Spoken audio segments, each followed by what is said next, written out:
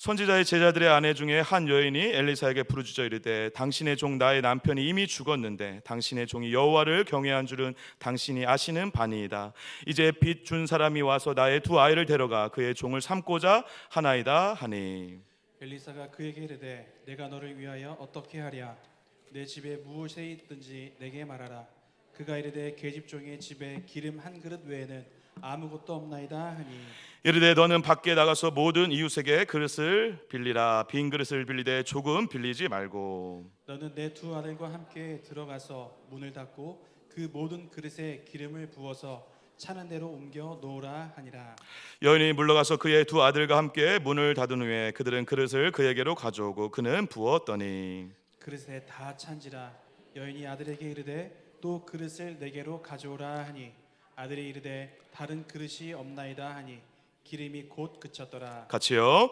그 여인이 하나님의 사람에게 나아가서 말하니 그가 이르되 너는 가서 기름을 팔아 빚을 갚고 남은 것으로 너와 내 두 아들이 생활하라 하였더라. 아멘.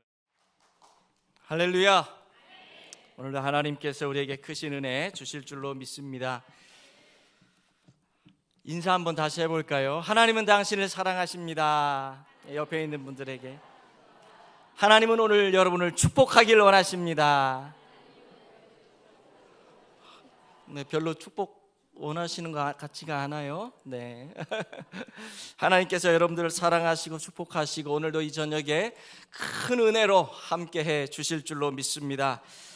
저는 오늘 와서 알았는데 죄송해요. 제가 요즘에 살이 쪄가지고 이게 안 잠겨요. 잠궈야 되는데 숨이 막혀서 그렇습니다. 조금 양해를 좀 해주시면 좋을 것 같고요. 오늘 와서 알았는데 어디야? 3인 3색 해가지고 이게 걸어놨는데 깜짝 놀랐어요. 저는 이런 건지 모르고 이경렬 목사님이 말씀을 하셔서 목사님 말씀이면 제가 순종하겠습니다 그러고 왔는데 와보니까 분위기가 심상치가 않아서 제가 지금 상당히 긴장을 많이 한 것 같아요. 그러나 저는 긴장을 해도 우리 하나님께서 저를 여기 세우셨기 때문에 저를 통해서 크신 은혜가 흘러가도록 역사해 주실 줄로 믿습니다. 저는 사실 동광교회에서 선교 협력을 해 주시는 그런 함께하는 교회라는 작은 카페 교회를 제가 섬기고 있는 목사입니다. 5년 전에 하나님께서 개척을 허락하셔서 현재 카페 교회를 아주 작게 하고 있는데요. 은혜 가운데 너무 행복한 사역을 하고 있어요.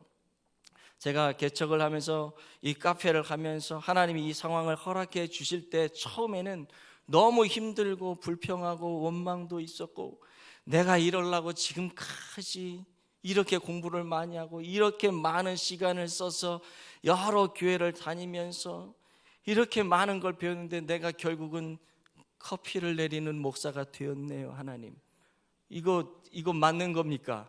이거 맞는 겁니까?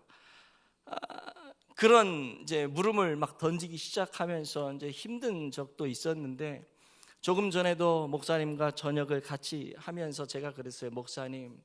목사님보다 제가 더 행복한 목사일 거예요. 자기 말 아니라고 아멘을 아무도 안 하지만 역시 목사님을 많이 사랑하시는군요. 네. 제가 그랬어요. 제 친구들이나 선배 목사님들 이렇게 만나 뵙게 되면 얼굴이 누렇게 떴어요. 사역이 너무 힘드신 것 같아. 근데 저는 얼굴이 카페 교회를 하면서 얼굴이 탱탱해지고 윤기가 흐르고 많은 사람들과 만나다 보니까 저도 세상을 배워가게 되고 세상을 알게 되니까 내가 더 큰 사랑을 하나님께 받고 있구나라고 하는 것들을 많이 깨닫게 됩니다. 그래서 저는 오늘 말씀을 통해서 제가 경험한 것들을 잠시 말씀을 드리며 은혜를 나누려고 하는데요. 처음부터 말씀드리지만 제가 너무 부담이 많이 됐습니다. 이경렬 목사님 처음에 전화하셔서 아무 소리 안 하시고 목사님 12월 15일 날 금요 심야기도회 우리 교회 설교해 줄 수 있어요?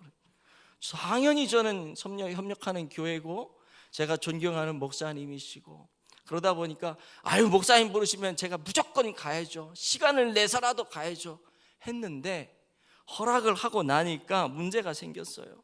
처음에는 편안하게 와서 하라고 하시더니 갑자기 그러시는 거예요. 그냥 편안하게 하기만 해. 늘 목사님 교회에서 하시던 대로 편안하게 하시면 돼요. 근데 생각해 보니까 저희 교회는 금요 심야기도회가 없어요. 편안하게 하라는데 심야기도회 설교를 안 해본 지가 상당히 오래된 것 같아요. 그러다 보니까 심야기도회는 어떻게 인도를 해야 됐지? 이런 긴장감 속에 있었는데 목사님이 또 그러시는 거예요. 어렵게 생각하지 마시고 그냥 목사님이 은혜 된 거 얘기하시면 돼요. 가만히 보니까 은혜를 많이 받기는 했는데 이걸 어떻게 표현을 해야 될지 모르겠는 거예요. 또 하나 주문을 하시는데 그게 뭐냐면, 목사님, 우리 교회는 성도들이 참 많이 힘들고 어렵고 마음이 아픈 사람, 힘든 사람, 눈물 없이는 살 수 없는 사람, 하나님 앞에 부르짖지 않으면 살 수 없는 사람, 이런 성도들이 너무 많으니까 말씀을 통해서 그분들 마음을 좀 만져주시고 위로해 주시고 소망을 갖고 일어날 수 있도록 말씀을 좀 전해주세요. 그러는데 이 말에 제가 이건 내가 가면 안 되는 교회구나. 부담이 너무 되는 거예요. 부담이.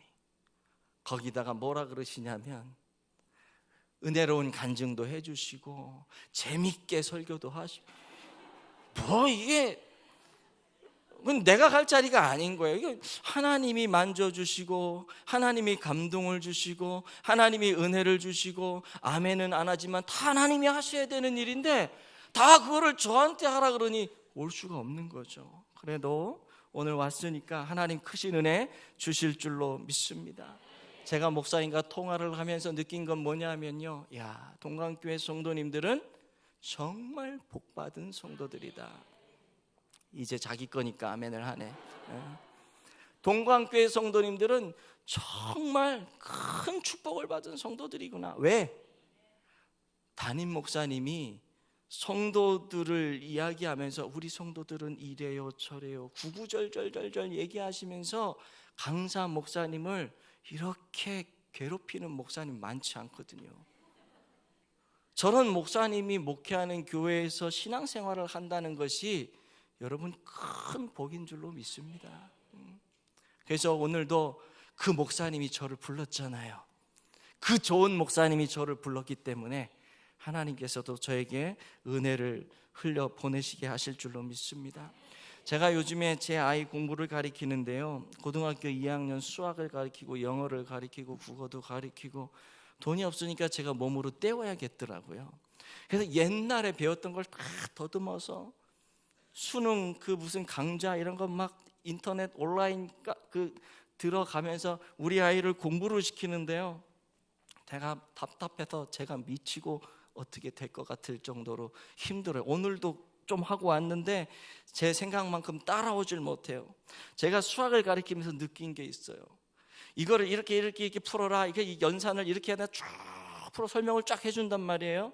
그러면 다 이해를 하는 것 같은데 나중에 네가 풀어 그럼 못 풀어요. 이건 뭐야 그럼 몰라요. 그랬을 때 쓰는 게 있는데 그게 뭐냐면 공식이라고 하는 거예요. 간단하게 공식 하나를 딱 처리를 해버리면 길게 나열하지 않아도 어렵지 않아도 그 공식 한번 딱 사용을 하면 쉽게 문제를 해결하고 답을 구할 수가 있게 되는 거죠. 원둘레의 공식을 이제 구할 때 지름 곱하기 3.14 이렇게 얘기를 하는데요, 이거 모르면 엄청나게 많은 연산을 해야 됩니다. 선생님들이 한번 설명을 해주지만 그때만 설명을 해주지 다음부터는 그냥 지름 곱하기 3.14로 끝내버려요. 그러고 하면 다 해결이 되기 때문에 아주 복잡한 연산을 쉽게 해결할 수 있는 게 공식이라는 거죠. 음식을 만들 때도 레시피라는 게 있지 않습니까? 어떤 걸 만들 때 최적화된 아주 맛있는 음식을 만들려면 뭐 해가지고 이렇게 하면 맛있어. 제가 저도 커피 전문가거든요. 진짜로 전문가예요. 웃지 마세요. 제가 감독관이에요. 커피 자격증을 수여할 수 있는 감독관인데 커피도 공부를 해보니까요 다 천차만별 다 달라요. 똑같은 거를 누가 하느냐, 로스팅을 얼마나 했느냐에 따라서 어떻게 물을 주고 어떤 온도를 써야 되고 분쇄도는 어떻게 해야 되고 어떻게 몇 바퀴를 돌려야 되고 이게 다 다양한데요, 사람마다 자기가 맛을 낼 수 있는 공식이 있단 말이에요. 이거 안 가르치잖아요. 이거 비법이라 그러죠. 신앙생활에 있어서도 그 비법이 있고 그 공식이 있는데 오늘 말씀을 통해서 그 공식을 좀 나눠보려고 합니다. 여러분 이미 다 알고 있어요. 문제는 뭐냐면 다 알고 있는 거를 우리가 사용하지 않는다는 거. 다 아는데 사용하지 않아요. 오늘 본문 아시잖아요. 이 본문 많이 설교를 들으셨을 거예요. 선지학교에 엘리사가 운영하는 선지학교가 있었는데 그 선지학교의 생도 중에 어떤 요즘으로 말하면 뭐 목사님이나 전도사님쯤 되겠죠. 이분이 갑자기 죽게 된 겁니다. 그랬더니 젊은 이 선지 생도가 죽게 되니까 이 젊은 아내는 깝깝한 거예요. 당시에는 여성들이 나가서 돈을 벌 수도 없고 뭐 경제적인 활동을 할 수도 없고 이제 남편이 뭔가를 하지 않으면 정말 굶어 죽는 그런 상황 아니었습니까? 아주 빈곤한 삶을 살아야 되고 자녀들은 또 어떻게 할 거예요? 그래도 어떻게 해요? 남편이 없으니 이가 없으면 잇몸으로 때우라고 아내가 나가서 애를 쓰지만 한계에 부딪히게 되는 거죠. 계속 빚을 지게 되고 나중에는 빚을 갚지 못하니까 나중에 어떤 상황이 됩니까?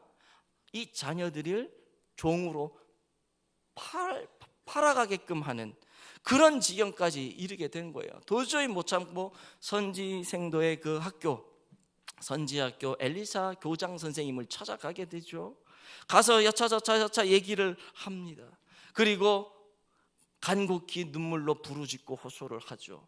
그때 엘리사 선지자가 이런저런 이야기를 하고 그런 것을 통해서 결국 이 여인의 가정 가운데 이 궁핍한 문제가 해결이 되어지고 절박한 문제가 해결이 되어지고 하나님이 주시는 은혜를 누렸다라고 하는 것이 오늘 본문에 쭉 전개되는 이야기인데요.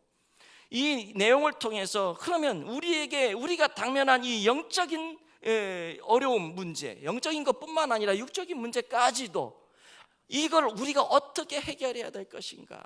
이 첫 번째가 뭐냐? 기도라고 하는 것이에요. 기도요. 너무 당연한데요. 너무 중요해요. 제가 저도 수영로교회 예전에 있었거든요. 정필도 목사님 밑에서 목회를 배우면서 기도 목회를 배운다고 했는데 그때는 너무 그것이 풍성하고 많아서 너무 은혜로운 교회다 보니까 그냥 가기만 하면 기도가 절로 나오고 가기만 하면 은혜가 되고 여러분 교회도 그러잖아요.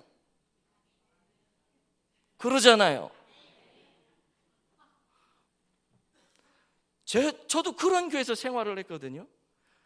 그런데 나중에 그 교회를 나와서 쉽게 말해서 각계 전투를 하면서 목회를 하다 보니까 내가 그냥 그 기도에 은혜를 누렸을 뿐이지 진짜 기도를 하지 않았구나 라는 생각이 들더라고요.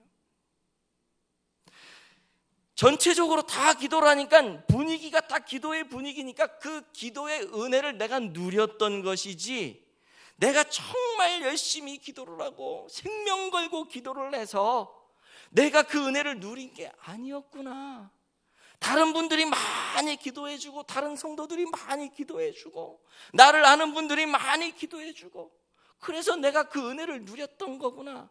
그거를 그 교회를 나오니까 알게 되겠더라고요. 제가 목회를 이제 하면서 내가 너무 기도 안 하는 목사였구나. 기도 안 하는 목사. 얼마나 많이 회개를 했는지 몰라요. 근데 기도하니까 하나님께서요 일을 풀어가시더라고요. 여러분 오늘 본문 1절에 보시면요 이 여인, 남편을 잃은 이 여인이 엘리사를 찾아가서 부르짖습니다. 우리 한번 같이 읽어보도록 할까요? 시작.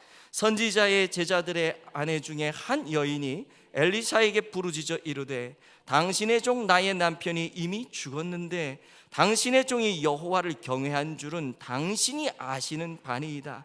이제 빚준 사람이 와서 나의 두 아이를 데려가 그의 종을 삼고자 하나이다 하니. 아멘. 여기 보니까 부르짖는다라고 하는 건 간곡하게 기도했다는 거거든요. 엘리사 선지자가 누굽니까? 하나님의 대리자 아닙니까? 하나님의 대리자를 찾아가서 부르짖었다라고 하는 것은 하나님 앞에 나아가서 부르짖었다라고 하는 말과 같은 것으로 우리가 이해를 할 수가 있게 되는 거죠. 오늘도 갈급한 심령으로 주의 전을 찾은 여러 성도 여러분들에게 어떤 어려움이 있습니까? 그때 가장 먼저 해야 되는 게 뭔 줄 아세요? 기도예요. 기도. 하나님께 부르짖는 것입니다. 부르짖으면 하나님이 응답을 하세요. 그런데 응답을 받지 못하는 이유가 뭐냐? 성경에서 말씀하잖아요. 야고보서 4장 2절에 보면 너희가 얻지 못하는 것은 구하지 않았기 때문이다. 구하지 않으니까 못 받아놓고서 하나님 나는 열심히 구하는데 왜 안 주세요? 그렇게 얘기할 때 얼마나 많아요. 이럴 때 은사 목사님이신 정필도 목사님 하시는 말씀이 뭔 줄 알아요? 기도는 그렇게 하는 게 아니야. 그럼 어떻게? 주실 때까지. 그러면서 하시는 말씀이 나는 기도 응답 못 받은 게 하나도 없어. 늘 그렇게 말씀하셨거든요. 근데 저는 가만히 보니까 기도 응답 못 받은 거 가지고 맨날 하나님 앞에 하소연하고 불평하고 원망하고 그랬던 것 같아요. 응답 될 때까지 기도해야 되는데 응답 될 만한 하면 기도가 끝쳐져. 하나님 이제 나 더 이상 못해요. 힘들어요. 지쳤어요. 언제까지 하라고요 하나님. 이렇게 하면서 중간에 기도를 끝이니까 못 받는 거죠. 오늘 이 밤에 하나님 앞에 간절히 구하는, 끝까지 응답될 때까지 구하는 여러분들 되어지시기를 축복합니다. 그렇게 부르짖으면 하나님이 말씀하세요. 응답을 주시는데요, 부르짖는 그 여인에게 엘리사 선지자가 얘기하잖아요. 뭐라고 얘기하냐면 내가 너를 위하여 뭘 어떻게 하랴? 하나님의 응답이에요. 말씀을 주신다고요. 소경 바디메오가 예수님께서 지나가실 때 막 소리를 지르잖아요. 뭐라고 질러요? 다윗의 자손 예수여 나를 불쌍히 여기소서. 외치지 않았다면 예수님이 그를 쳐다보지도 않았을 거예요. 외치니까 예수님이 뭐라고 얘기를 해요? 내가 너에게 무엇을 하여 주기를 원하느냐. 부르짖으니까 응답이 오더라는 거예요. 너는 내게 부르짖으라. 내가 내게 응답하겠고 내가 알지 못하는 크고 은밀한 일을 내게 보이리라. 주님 말씀하시잖아요. 제가 개척을 시작을 이제 하게 됐다라고 말씀을 드렸는데 정말 깝깝하고 어려웠어요. 저도 한 300여 명 되는 교회 위임 목사로 담임을 이제 하고 있었어요. 그랬는데 어느 날 뭐 여차저차 해가지고 그 교회를 나올 수밖에 없는 이제 상황이 된 거죠. 평생을 목회를 하겠다라고 하나님 앞에 소원을 하면서 기도를 하면서 그 외길만을 달려온 전데 어느 날 갑자기 그 사역을 못하게 됐을 때 찾아오는 제 마음의 이 힘든 이 어려움은 말로 지금도 말로 표현을 할 수가 없어요. 그때 너무 힘들었죠. 제 머리가 그냥 텅 비었어요. 아무 생각이 없어요. 눈은 뜨고 있는데 앞이 보이지 않아요. 그냥 멍한 거예요. 아무 생각이 나지 않아요. 개척을 해야겠다, 다른 교회 이력서를 더 써봐야겠다, 이런 생각조차 할 수가 없었습니다. 그런데요, 그것만 못한 게 아니라 기도해야 될 생각도 안 되더라고요. 그때 제가 알았어요. 사람이 너무 힘들다 보면, 너무 어려움을 겪다 보면 하나님 찾는 것도 안 되는구나. 제가 예전에 교회에서만 생활할 때는 그랬어요. 아니 집사님, 그렇게 힘들면 기도를 하셔야죠. 기도합시다. 근데요, 그분이 그러더라. 목사님 너무 힘들어, 기도도 안 나와요. 그러면 제가 뭐라 그랬는 줄 알아요? 그럴 때일수록 더 무릎을 꿇고, 그럴 때일수록 하나님을 더 찾아야죠. 집사님 그러면 안 돼요. 제가 정답을 얘기했잖아요. 근데 제가 그 상황이 되니까 기도가 안 되더라고요. 그 사람 말이 정답이었어요. 너무 힘든 거죠. 너무 힘든 거. 그런데 그래도 제가 목사잖아요. 다 내려놓고 다 포기할 수가 없었어. 그래도 끈앞을, 하나님이라고 하는 그 끈앞을 부여잡고 어떻게든 살아보겠다고 발버둥을 치니까 그때서부터 기도가 나오는데요. 어떤 기도가 나오는 줄 아세요? 나의 꿈과 비전을 위해서 하나님 내 앞길을 환히 열어주시고, 하나님 내가 이런 꿈을 위해서 지금까지 달려나왔는데, 이런 기도가 아니에요. 어떤 기도요? 하나님 나 좀 살려주세요. 이거밖에 안 나와요. 하나님, 나 죽겠어요. 나 분하고 억울하고 정말 미치고 가겠어요. 그거밖에 안 나오는 기도가 그거밖에 안 나와요. 하나님 어떻게 해요? 제 아내는 어떻게 해요? 나 가장인데요. 목사 이전에 나 가장인데요. 우리 집 책임져야 되는데요. 이제 나 이 교회 나가면 살 집도 없어요. 나 뭐 먹고 살아요? 퇴직금도 안 준대요. 나 어떻게 해요? 그런 상황으로 막 몰려가는데요. 너무 힘든 거죠. 너무 힘든 거죠. 지금까지 하나님은 선하시고 인자하시고 은혜와 긍휼이 풍성하시고 사랑이 많으시고 좋으시고 어떤 상황 속에서도 우리를 지키시는 분이시라고 막 설교를 했고, 제 아이들이 막 원망할 때 아이들에게 야 하나님은 그런 분이 아니야. 네가 하나님을 몰라서 그래. 네가 하나님을 몰라서 그래. 아빠, 하나님은 왜 기도를 하는데도 안 들어줘? 막 그래도 아니야 그런 하나님이 아니야. 네가 믿는 하나님, 내가 믿는 하나님은 그런 하나님이 아니야. 그 하나님은 정말 좋으신 하나님이야. 근데 제가 그 상황이 되니까 더 이상 그 말을 못 하겠는 거예요. 더 이상. 그냥 하나님께 부르짖는 거죠. 하나님, 대책도 없이 도대체 이렇게 하는 게 어디 있습니까? 내가 뭘 그렇게 잘못했습니까? 내가 하나님 앞에 뭐 그렇게 밉보였습니까? 도대체 왜 그러시는 건데요? 하나님만 생각하고 목회만 생각하고 달려온 저에게 왜 이러시는 건데요? 하면서 막 그런 기도만 한 거예요.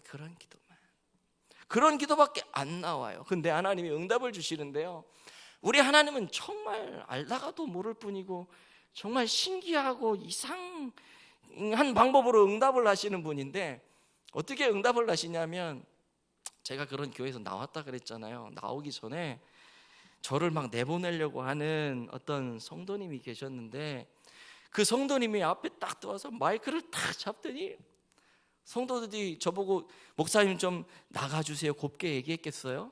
아유, 목사님 그동안 수고하셨습니다. 이제 좀 나가주세요 이랬겠냐고요. 예배가 끝나면 그때 막 새가족들이 막 등록하고 막 그럴 때였는데, 분위기 타고 막 올라갈 때였어요. 근데 예배만 끝나면 마이크 잡고 나와가지고 막 얘기하면서 목사님이 어쩌고 저쩌고 막 그런데 누가 교회에 등록을 해요? 은혜 다 까먹죠. 그러는 상황에서 어떤 분이 저한테 비수 같은 말을 하나 했어요. 그런 상황에서 제가 또 곱게 나가려고 했겠냐고요. 근데 그 성도가 저한테 하는 말이 저는 하나님의 음성처럼 들렸던 거예요. 그게 뭐냐? 목사님, 뭐가 그렇게 겁이 나서 안 나가려고 그럽니까? 목사님 그랬잖아요. 하나님 다 책임져 주신다며요. 설교는 그렇게 해놓고 왜 하나님을 못 믿습니까? 저한테 막 그러는데 할 말이 없어요. 여기서도 아마 부흥회를 하셨던 걸로 제가 아는데, 성막 부흥회 하셨죠. 김종복 목사님인가? 여기 하셨죠. 여기 하고 저희 교회 오셔서 하셨어요. 그 당시에. 근데 그 당시가 이제 교회가 막 소란스러울 때, 근데 그 목사님이 그 소란스러울 때 오셔가지고 부흥회를 하시면서 저한테 그래요. 목사님, 그냥 목사님이 죽어. 저는 부흥회를 통해서 내가 살아보려고 그랬거든요. 그 교회에서 제가 생존하려고 그랬어요. 근데 그 목사님이 부흥회를 막 하시더니 저한테 그래요. 나도 이런 경우를 당해봤는데 이건 목사님이 죽어야 돼. 하나님이 그분을 통해서 두 번째로 저한테 얘기를 하셨어요. 첫 번째는 저를 내쫓으려고 하는 성도를 통해서 말씀하셨고, 두 번째는 그분을 통해서 말씀하셨고, 세 번째는 제가 군산 개복교회 부목사로 잠깐 있었는데 거기 목사님이셨던 최강렬 목사님이란 분이 저한테 그러는 거예요. 이 목사님이 죽어야 되는데. 제가 막 눈물이 막 났어요. 어떤 분은 저한테 뭐라 그랬냐면, 목사님 이런 불의는 끝까지 가야 됩니다. 제가 목사님 생활비 3년치 되겠습니다. 법적 소송 가면 법적 소송비 다 되겠습니다. 끝까지 가십시오. 근데 한쪽에서는 이 목사가 죽어. 근데 제 마음에 이 목사가 죽어, 이게 너무 감동으로 다가온 거죠. 저는 그걸 하나님의 말씀으로 믿고 죽기로 결심을 했어요. 그리고 문제가 생긴 지 한 달 보름 만인가 그냥 깨끗하게 나왔어요. 아무것도 없이 나왔는데, 신기한 거는요, 기도하니까 저한테 하나님 응답을 주셨다 그랬잖아요. 어떤 성도를 통해서, 어떤 부흥사 목사님을 통해서, 제 은사 목사님을 통해서 메시지를 주시는데, 그거를 제가 그대로 받아들여서 기도한 대로 했더니 하나님이 은혜를 주시는데요.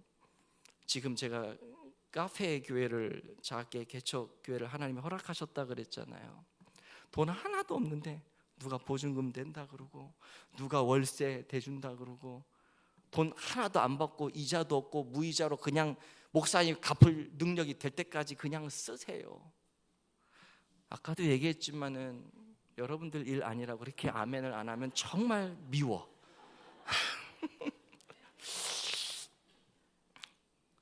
하나님이 그렇게 왔는데요, 첫 예배를 드리는데 어떻게 알았는지 한 12명이 모였어요. 12명이 모였는데 제가 걱정을 했죠. 우리 식구들끼리만 예배할 줄 알았는데 사람들이 온 거예요. 하나님 붙이신 거예요. 제가 전화 한 통 안 했어요. 나 개척하니까 와달라, 도와달라고 전화 한 통 안 했어요. 근데 알고 왔어요. 신기하죠. 신기하죠. 너무 초라할 줄 알았는데 너무 행복했고,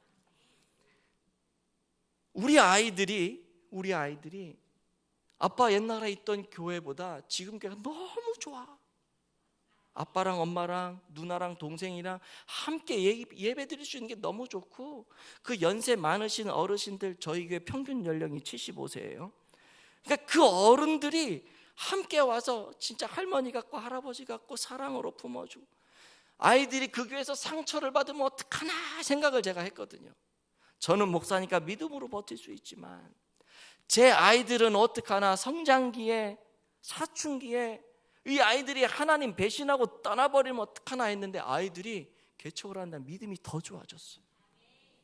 제 아내는 그 교회에 있을 때 늘 긴장감에 사로잡혀서 이 심장 박동수가 막 뜨고 위험한 상황들을 많이 보고 겪다 보니까 응급실에 실려가고 호흡곤란이 오고 그랬는데, 어떻게 됐네? 개척을 하고 시작하더니 사람이 쌩쌩해졌어요. 저보고 사람들이 그래요. 목사님은 고등학생하고 사세요. 조금 거짓말 좀 못하면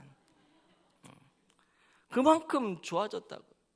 하나님 앞에 기도하니까 하나님이 이렇게 움직이세요. 제가 카페를 할 때도요, 기도하거든요. 뭐라 기도하는 줄 알아요? 하나님, 저 심심해요. 지금 뭐 하셔요 지금? 그럼 손님이 막 와. 신기하죠.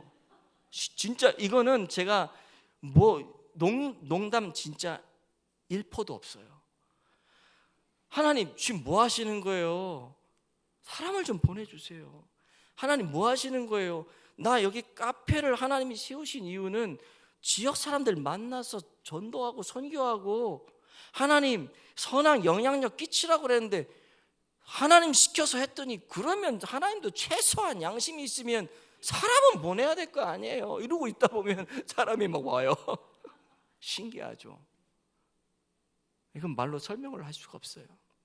그렇게 하나님은 기도하면 일을 이루시는 줄로 믿습니다.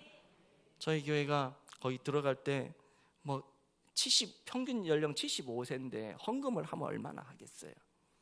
근데 그분들이 막 헌금을 했는데 해가지고 지금 있는 카페를 얻게 된 거죠. 근데요, 보증금이 몇 천에 월세가 뭐 얼마가 나가요.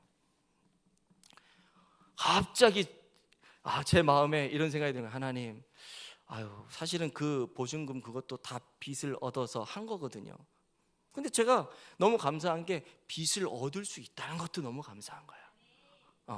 빚을 얻을 수 있다는 건 너무 감사한 거예요. 근데 기도를 하면서 우리 이거 빚으로 얻은 거니까 우리가 좀 하나님 앞에 좀 더 헌신합시다. 이게 뭐 몇 년이 될지 모르지만 우리가 이거 갚아야 되지 않겠습니까? 그리고 이제 기도를 하는데 갑자기 한 6월 달쯤 됐나? 6개월 지난 거죠.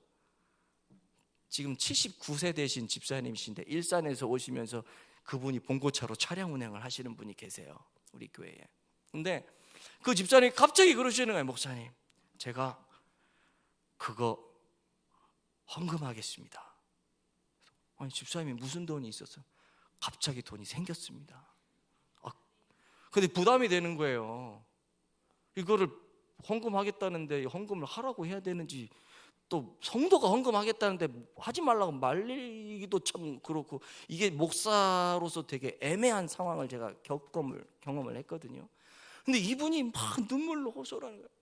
저는 집도 있고 아파트도 있고 저는 차도 있고 다 있는데 어떻게 하나님의 교회가, 그것도 빚으로, 그것도 우리가 진 빚이 아니라 다른 사람 돈으로 대출받은 것도 아니고, 이거는 말도 안 됩니다 하면서 자기가 기도하는데 막 이게 하나님의 은혜를 주셔서 이건 내가 해결해야 된다 그러고 그 양반이 그냥 통장에, 교회 통장에 돈을 확 보내버렸어요. 여전히 아멘을 안 하시지만 기도하니까 이제 하나님이 사람 마음을 움직이시더라고요. 기도하니까 하나님이, 그 사람이 그런 돈 벌 사람이 아니거든요. 그냥 돈이 떨어져 그 사람한테. 마음이 있는 사람한테 하나님이 부어주시는 거예요. 소원을 가지고 교회가 기도를 하니까 길이 그렇게 열리더라고요. 그러니까 지금 빚 다 갚았어요. 얼마나 감사해요. 기도하니까 생각해 보세요. 제가 처음에 그쪽 교회를 나올 때 정말 눈물 흘리면서 하소연하면서 원망을 하면서 나왔는데 지금 보니까 나같이 행복한 목사가 없는 거예요. 너무 감사하죠. 어디에서 이게 시작됐어요? 기도에서. 어떡하죠? 아직도 많이 남았는데 갈 시간은 되었고 시간이 끝날 시간이 됐는데, 여러분 이것만 기억하시면 돼요. 문제 해결의 영적 공식은요, 첫 번째 기도예요. 두 번째는 뭐냐면요, 믿음이에요. 기도하면 하나님이 응답하시는데요, 그 응답을, 이건 기도 응답이다라고 받으시면 돼요. 믿음으로 받으시면 돼요. 100% 받으시면 돼요. 그런 다음에 뭐 해야 돼요? 다 아시잖아요. 순종해야 돼요. 우리는 근데 기도해야 되는 것도 알고요, 믿음도 있다고 생각해요. 믿습니다 하면은, 이 쌍시옷을 세게 하면 믿음이 있는 줄 아는데, 믿습니다 하고서 안 하면 믿음 없는 거예요. 믿음은 뭐예요? 믿습니다가 아니라 순종하는 거예요. 순종했더니 되는 거잖아요. 오늘 본문을 보세요. 엘리사 선지자가 얘기하잖아요, 여인에게. 그래, 뭐 필요하냐? 아무것도 없어요. 먹고 살 것도 없어요. 애가 다 팔려가 있어.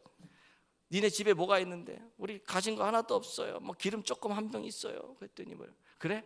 그럼 그릇을 빌려오는데, 성경에는 그렇게 표현 안 되죠. 온 동네방네 다 돌아다니면서 있는 대로 싹쓸이 해가지고 와라. 빌려오되 조금 빌리지 마라. 이건 뭐야? 있는 대로 다 갖고 오라. 그랬더니 이 여인이 어떻게 해요? 있는 대로 다 갖고 오죠.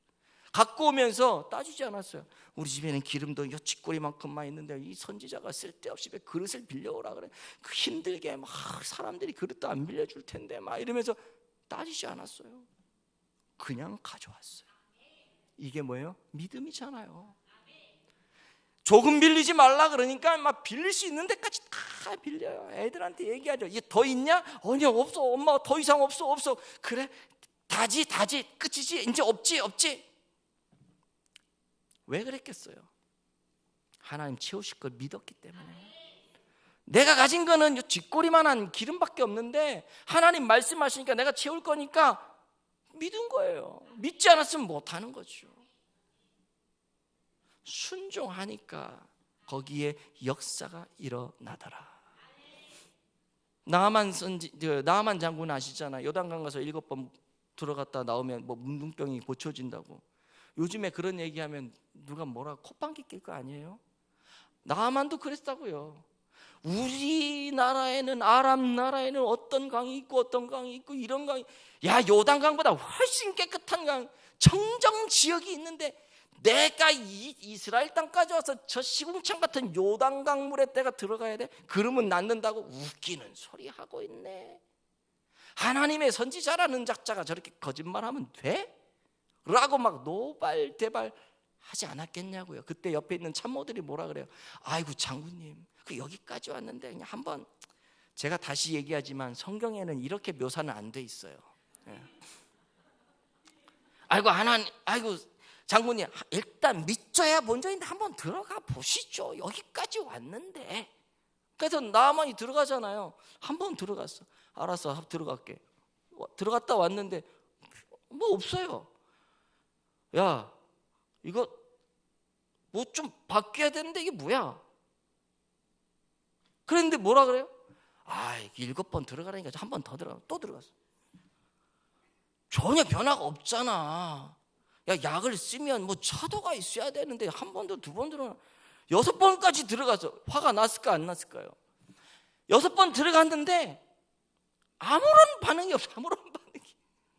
정말 화가 났는데 마지막 어떻게 했겠어요?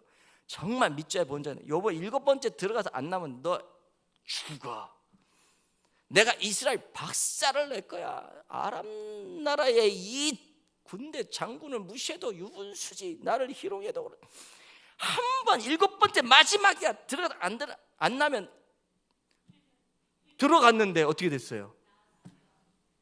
우유빛깔 어린아이의 피부처럼 막 唰.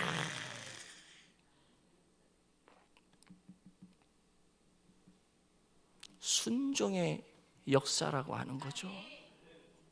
오늘 이 밤에 여러분 다 제쳐놓고요, 하나님 앞에 그냥 기도하세요.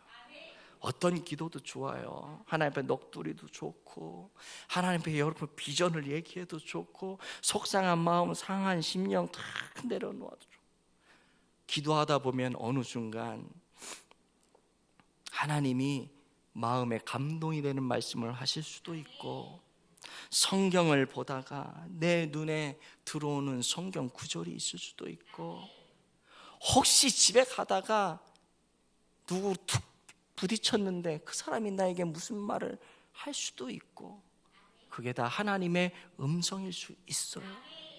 그 음성을 잘 캐치하시고 그것이 여러분 마음에 꽂혔다면 100% 믿음으로 순종할 수 있기를 축복합니다. 하나님이 여러분의 길을 여실 거예요. 눈물을 다 보고 계십니다. 마음의 아픔을 다 알고 계세요. 그때 여러분들이 기도하고 순종하고 믿음으로 반응할 때 여러분의 삶에 힘들고 어렵고 묶여있던 모든 것들 풀어지고 해결되고 하나님 주시는 은혜의 분복을 넉넉히 누리게 될 줄로 믿습니다.